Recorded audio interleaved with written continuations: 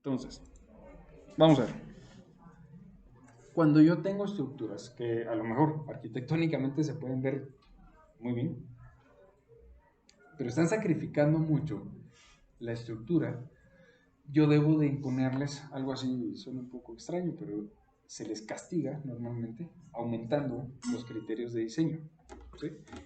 Quiere decir de que uno se toma un criterio mucho más conservador. ¿Sí? Entonces, ¿a qué estructuras les vamos a aplicar este tipo de castigos? Serían a todas las estructuras que vayan a tener irregularidades. Y por irregularidades, tenemos irregularidades tanto en planta como en elevación. ¿Sí? Imagínense ustedes que, vamos a ver, por irregularidad,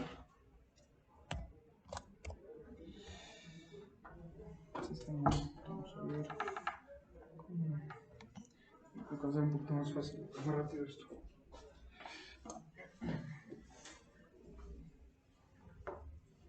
Imaginen ustedes que la planta de algún edificio como tal fuera, por ejemplo, visto en planta. Esta es la planta de un edificio, ya toda la estructura completa. ¿Sí?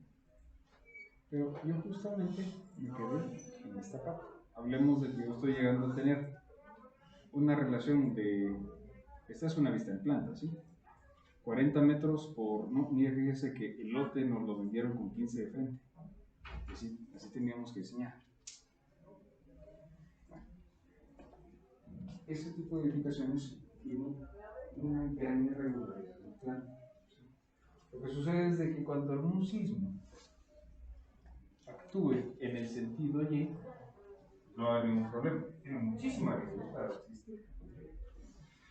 El problema es de que si algún sismo en sentido horizontal pega en algún punto que esté muy distante de su centro de rigidez, ¿dónde calculan ustedes que está el centro de rigidez? Digamos que si las columnas son distribuidas todas de manera correcta y adecuada, pues más o menos debería estar cercano a la mitad, ¿sí? Tanto en ancho como altura. Más o menos ahí. ¿Y qué sucedería? Que si alguna fuerza sísmica se pudiera concentrar o alguna imperfección en el suelo, que suele pasar, y tiene mucha variación respecto a su centro de rigidez, lo que va a hacer es que va a causar daños todavía aún más importantes o amplificados en esa planta. Entonces, el código no me permite tener estructuras como estas. ¿Qué soluciones se les ocurren a ustedes? Ese es el terreno, porque van a haber clientes que así les van a llegar. A ver qué hizo. ¿Qué puedo hacer? Decirle al cliente que no se puede construir. Buscar a alguien que sí se anima a firmar esos planos. Podrían hacer dos módulos, como dices. Podrían hacer dos módulos, exactamente. Entonces acá, efectivamente, lo que uno buscaba es tratar de tener algún tipo de, o alcanzar más regularidad. ¿Sí? Y precisamente por esto, realmente como dice Jonathan, es de que este edificio, que de hecho ya lo habíamos tocado, tiene una junta. Porque lo que estamos, en realidad donde estamos es, incluso yo creo que estos son cuatro edificios. Obviamente no tiene muro perimetral, ¿verdad? Porque es así. Y pues se considera ahí una junta bastante cercana. Con eso, pues ya se logra disminuir bastante este criterio. Entonces, eso es irregularidad en planta. Vamos a ver acá, más que todo para que les quede ahí a ustedes. Si yo estoy hablando de alguna elevación, imagínense ustedes que están por construir el rascacielos, primer rascacielos de la ciudad de Guatemala, y el presupuesto iba muy bien hasta el nivel número 30, cuando de repente nos dice, igual siempre sí hay que hacer un rascacielos, ya no. Bueno, ¿para qué nos podría alcanzar? Pues podríamos construir, mantener solo el módulo de ascensores y uno oficina por nivel, ¿no? Este tipo de irregularidad, a ver, está muy exagerado, ¿no? Pero este tipo de irregularidades, para empezar, además de que se hacen mal, simplemente no se puede dar, ¿sí? Porque lo que estamos haciendo, principalmente entre estos dos puntos que creen ustedes que es, del nivel 30 al 31, hay un cambio importante de qué cosa? De rigidez, exacto, de masa, y de la rigidez y masa son dos partes esenciales de su ecuación del movimiento libre, ¿sí? Aparte vienen amortiguamientos, ¿no? Entonces, si nosotros cambiamos la forma en la que va a vibrar el edificio, muy probablemente una primera parte que tiene mucha rigidez, que tiene mucha masa, va a vibrar con sus propios modos de vibración. ¿Y qué va a pasar con el resto? Exactamente. Entonces no solamente va a llevar sus propios modos de vibración ese palito que quedó arriba, sino que va a tener desplazamientos acumulados desde la parte. ¿Estamos claros acá? Muy bien. Entonces, eso sería en cuanto a qué tipos de irregularidades. Obviamente hay muchos tipos de irregularidades, ¿sí? Hay muchos. Dentro de ellos, la norma se trata de pues, mencionarles a ustedes algunos y se los coloca en una tabla para que sea un poquito más fácil verlos. Y tenemos, a ver, incluso así como este palito estaba en este punto, imagínense ustedes que si hubiese quedado en este sentido, a pesar de que ya tiene más rigidez, va a tener mucha rigidez, pero solo en el sentido ese o este, digamos, mientras que en este no. Entonces también hay rigideces que lo que vienen a cambiar, o imagínense ustedes que no tuviéramos acá este tipo de aplicaciones. Pero ¿qué pasa? Si por ejemplo tuviéramos este tipo de detalles, entonces lo que hace añadirlo por ahí es que se sale de lo normal, es de que el centro de rigidez que está en un punto lo mueve. Entonces, al momento de moverlo, lo que vienen a generar es una gran diferencia entre mi centro de masas y mi centro de rigideces. ¿Y eso qué produce? Un momento. Exacto, sí, produce una excentricidad y esa excentricidad actúa como un brazo para que cabalmente se produzca un movimiento. Porque la fuerza sísmica en planta viene en sentido horizontal, ¿verdad? Entonces aquí obviamente va a generar una diferencia y la excentricidad la agarra como un brazo. Y sucede como una pared. En conceptos generales, tenemos que exactamente así va ocurriendo. Entonces ahí es cuando surge la irregularidad torsional. Ahorita vamos a enfocarnos en las irregularidades de planta, ¿sí? Todavía no vamos a ver las de elevación, están más adelante.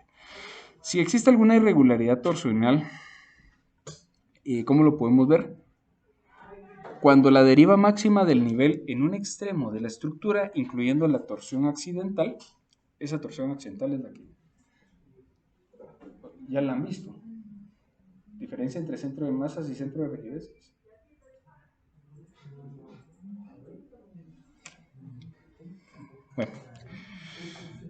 Bueno, vamos a... Lo que vamos a hacer es que vamos a sacarla con el programa. Eso va a ser más rápido para que ustedes lo vean, ¿sí? Entonces, si esta torsión accidental es mayor a 1.20 veces el promedio de las derivas en ambos extremos de la estructura en la dirección de análisis, hay que aplicarle el tipo de irregularidad H1-A, ¿sí? ¿A qué niveles de protección aplica? Miren, cualquier suelo tipo A se salva de estas, ¿sí? Pero como son complicados, si estamos en algún tipo de suelo BCDE, tendríamos que guiarnos en la sección 183A. Solo voy a tomar una porque sí, son muchas. Pero lo que hay que hacer es incrementar las fuerzas que tengamos de diseño en los diafragmas. Y aquí están las irregularidades que aplican con nivel de protección sísmica CDE. Y, a ver, ojo, aquí, si ustedes se recuerdan, a ver, hemos ido paso a paso, ¿no? Empezamos con hablando de cargas, empezamos con una CR1 y una CR2. eran cargas verticales, casi no producían nada. Incluso parecía que estábamos diseñando estructuras para algo muy liviano. Luego le metimos un sismo dinámico. Bueno, ahí empezaba a generar más impacto.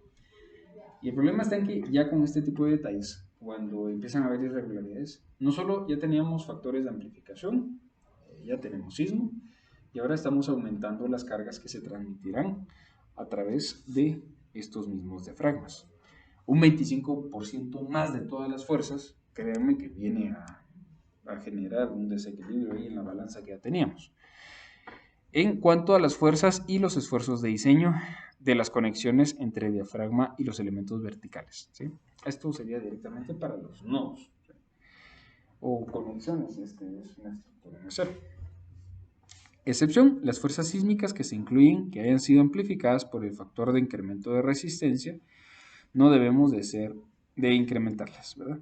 Como vamos a ver más adelante el tema de las fuerzas sísmicas un poquito más a detalle, vamos a tocar este factor de incremento de resistencia, ¿sí? Entonces, ¿qué sucede? Algunas cargas se van a aumentar por 10%, bueno, aquí tenemos un 15% en cuanto a la excentricidad accidental, muy bien. Hay algunas irregularidades que no se permiten,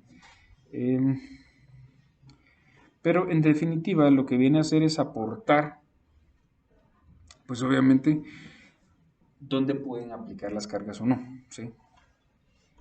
Una irregularidad torsional extrema es de que ya no es 1.20 veces, sino 1.40.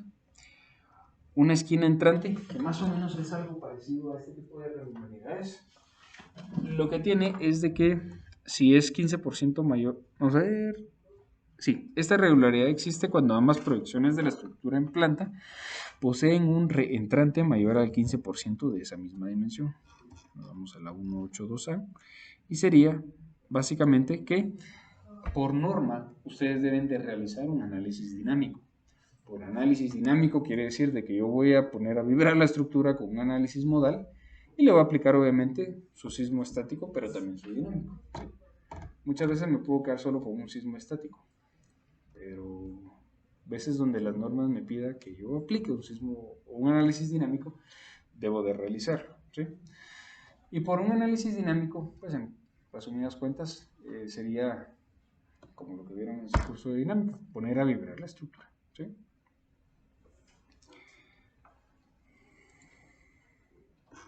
Muy bien. Eso es en cuanto a irregularidades en planta. Me paso a irregularidades en elevación, como el rascacielos que se volvió un palito, ¿sí? Solo por ganar altura. Las estructuras serán irregulares en elevación si tienen una o más de las características que estén en la tabla siguiente. Vamos a ver. Piso flexible. Si la rigidez lateral de un piso es menos que el 70% de la rigidez del piso de encima o menos que el 80% de la rigidez promedio de los 3 pisos siguientes, ¿sí? Ahí hay que analizar obviamente todo. ¿Y qué puede ser? ¿Por qué existe ese tipo de reducciones? A ver, si nosotros estuviéramos analizando este tipo de detalles, la rigidez de los 3 pisos siguientes acá es muy baja comparada con el de 30. Por ejemplo, si yo tengo la misma dimensión, pero no sé, por arquitectura, se les ocurrió que dejar mezanines o esas salas de doble altura y la sala es el 80% de la planta. Era buena idea porque se veía bonito. También me causa una irregularidad en la elevación, ¿sí? Porque hay discontinuidad en el diafragma. Entonces, ojo conmigo. Y no es de que nos gusta estar llevando la controla de los arquitectos, que ustedes diseñen todo cuadrado y como tal. Esta es la mejor forma que se comporte sísmicamente. Si no, la norma no les dice no lo hagan, solo tengan cuidado en estos ciertos puntos, ¿verdad? Piso flexible en caso extremo, también solo que los porcentajes varían. Masa irregular verticalmente. A ver, el peso sísmico, ahora sí ya sabemos qué es el peso sísmico, de un piso es más del 150% del peso sísmico de cualquier otro piso, ¿sí?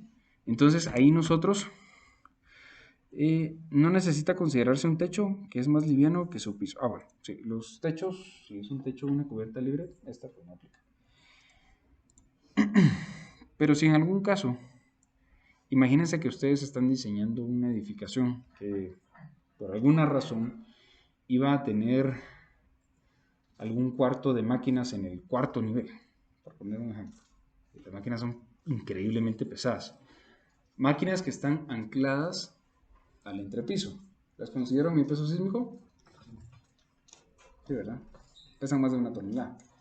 Si ese peso supera 150% al peso del nivel inferior, entonces yo debo de aplicar una irregularidad. Ojo que aquí ni siquiera es distribución de columnas o de ejes, sino que es directamente la distribución de las cargas, ¿sí?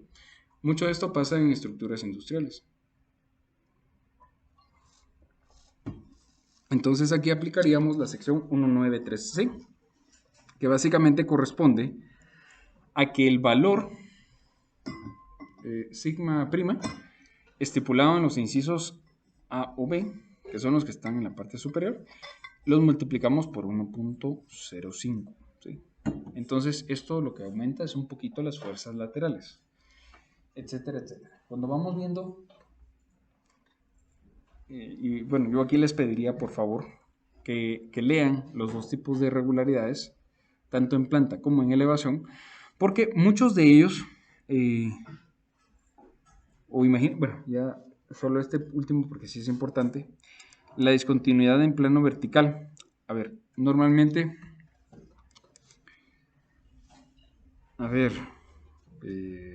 Juan Andrés, ¿qué tipo de irregularidad, qué tipo de sistema sismorresistente cree usted que puede haber? Uh-huh. ¿Cuál? En este edificio, ¿cuál es el sistema sismorresistente?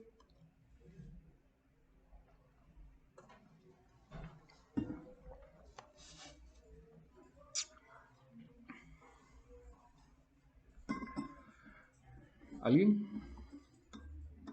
Tal vez estoy equivocado, pero la sección más 8. Muy bien. En realidad es todo el esqueleto.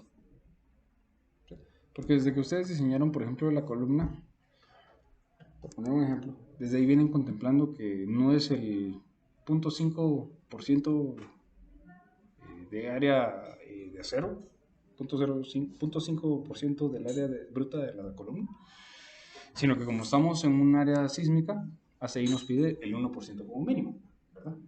Entonces, en cada uno de esos criterios, ustedes van pues aportando un poco de sismoresistencia. Entonces, ¿qué ocurre? Que todo el esqueleto, es decir, que mis columnas mantengan su verticalidad, que vayan siendo continuas, quiere decir de que todo el sistema sismorresistente va a aportar a esa estructura. Pero ¿qué sucede si, por ejemplo, imagínense que estos son los ejes de las columnas, ¿sí?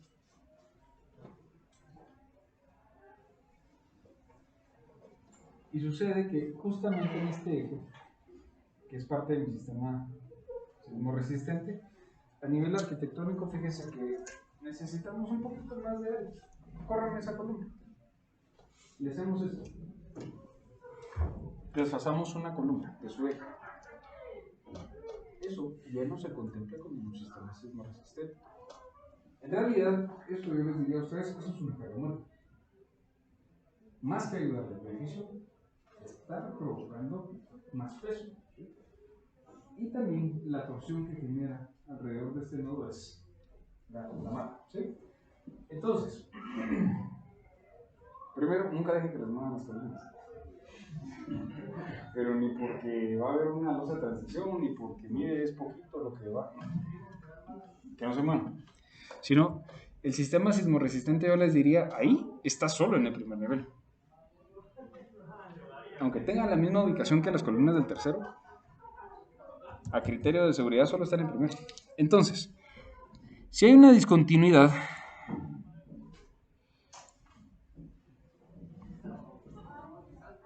en realidad podríamos estar entre estas dos.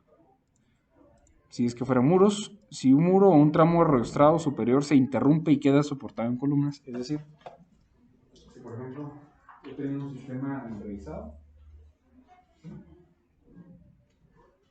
sin continuidad.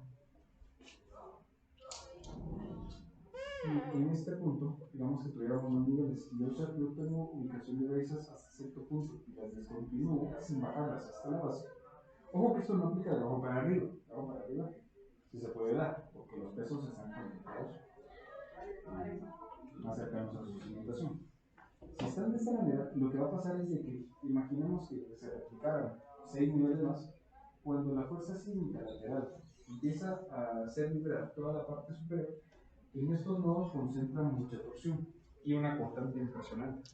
Las brezas a mucha gente les gusta meterlas solo porque es un elemento estructural, pero muchas veces se deja de contemplar esos esfuerzos acortantes que pueden producir y esos mismos esfuerzos cortan las columnas. Las rebanan como si alguien las estuviera cortando intencionalmente. Y el tema de la columna que veíamos, si la resistencia, perdón, era esta parte, cuando uno de los sistemas sismoresistentes verticales sufre un desfase o reducción en su propio plano que resulta en demandas de volteo o en los elementos estructurales que lo soporten, ¿verdad? Entonces, bueno, última, piso extremadamente débil. Si la resistencia lateral de un nivel es menor al 65% del nivel superior, más o menos va en relación a la de la masa que teníamos aquí, del 150%. Hay que aplicarle correctamente la 193 y inciso C, ¿sí? Ojo que también no van a ser vamos a ver, 193-E. Sí, aquí no la tenemos, pero no se permiten estructuras que estén asignadas en un nivel de protección sísmica C o D que tengan irregularidad vertical, la B7, que ya la vimos, excepto que la estructura tenga 3 pisos o menos de 9 metros de altura. Entonces, en algunos casos, ¿y por qué es importante leer esto? Porque si ustedes no lo contemplan, y digamos que ya diseñaron y ya se construyó el edificio tal y como iba, alguien que sí sepa las normas, pues podría asegurar, y tiene toda la razón, en decir que no están cumpliendo las normas. Y eso puede ser punto de partida para alguna demanda, algún problema legal, perder la cobertura, ¿sí? Entonces es bastante responsabilidad diseñar una estructura, ¿sí? Mucho cuidado. Muy bien, eso sería en cuanto a irregularidades. Yo creo que aquí ya vamos a llegar. Sí, ahí estamos. Entonces, las irregularidades, si ustedes se dieron cuenta, generaban un factor sigma prima, ¿sí? 1.05, 1.07, que al final de cuentas lo que hace es aumentar el factor de incremento, ¿sí? Normalmente, bueno, vamos a ver en la siguiente clase ya directamente qué tanto tenemos que aumentar un cortante basal o no, porque obviamente depende del tipo de estructura a la que vaya a ser, ¿verdad?